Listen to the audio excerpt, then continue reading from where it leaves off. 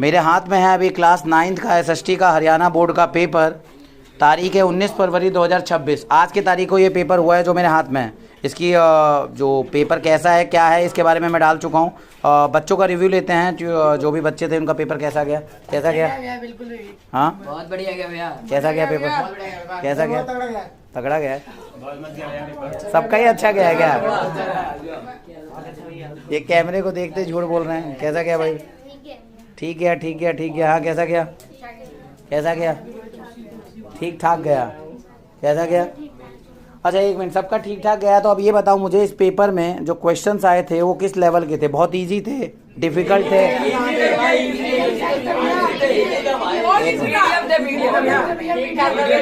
Medium, मतलब बहुत ज़्यादा डिफिकल्ट नहीं था। अच्छा तो मतलब आगे जो 8 से 9th में आएंगे, हरियाणा बोर्ड का पेपर देंगे, तो उनके लिए क्या सजेशन देना चाहोगे?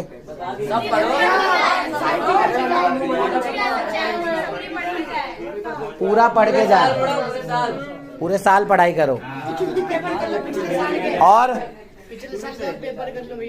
पिछले साल के भी पेपर करो। उसमें से 10% आ सकता है, कम से कम 10-20%।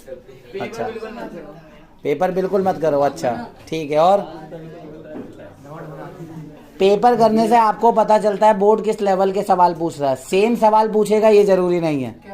आपने जब पिछले साल का पेपर करा था, 4-5 सालों का जो मैंने बोला था, उससे आपने अंदाजा नहीं लगाया बोर्ड किस लेवल का सवाल पूछता है। उसी लेवल का सवाल इस बार भी पूछा है। बस क्वेश्चन का जो पूछने का टॉपिक है वो दूसरा हो सकता है, लेकिन क्वेश्चन वही रहेंगे। तो आगे जो फ्यूचर में 8 से 9th में पेपर देंगे हरियाणा बोर्ड का, आप इस चीज़ का ध्यान रखना कि एसएसटी के लिए आपको कंटेंट होना चाहिए। अगर आपसे पूछता है कि डेमोक्रेसी में चुनाव क्यों जरूरी है, इलेक्शन क्यों जरूरी है, तो आपको टॉपिक ही नहीं पता होगा तो कैसे लिखोगे? अब जैसे इसमें पूछा है power of the election commission of India, Bharat में जो चुनाव आयोग है उसकी क्या क्या पावर्स है। अब इसकी जगह प्रेसिडेंट की पावर पूछ सकता है, प्राइम मिनिस्टर की पावर पूछ सकता है, उसका रोल दे सकता है, और यहाँ पर कोई और बॉडी को ले सकता है, उसका क्या पावर है वो दिया जा सकता है। सुनाई दे रहा है ना? तो एक यही टॉपिक है, उसी में दूसरा टॉपिक का क्वेश्चन पूछा जाता है, लेकिन क्वेश्चन का लेवल होता है। इसलिए पिछले साल का पेपर करना इसलिए जरूरी है, उससे आपको लेवल पता चलता है। लेकिन आपको पढ़ना सारा टॉपिक होता है, एनसीईआरटी पूरी करनी होती है। समझ आ रही है बात की नहीं आ रही है? तो आप 10th के लिए एक लेसन ले लो कि आप हर चैप्टर को डिटेल में पढ़ो, एनसीईआरटी अच्छे से करो, हर टॉपिक को समझो, क्योंकि क्वेश्चन कहीं से किसी भी टॉपिक से बन सकता है। लेकिन लेवल जो है वो इजी टू मॉडरेट में ही था। समझ आई बात? तो बच्चों आपके लिए यही मैसेज है और बच्चों का यही रिव्यू था। ठीक है।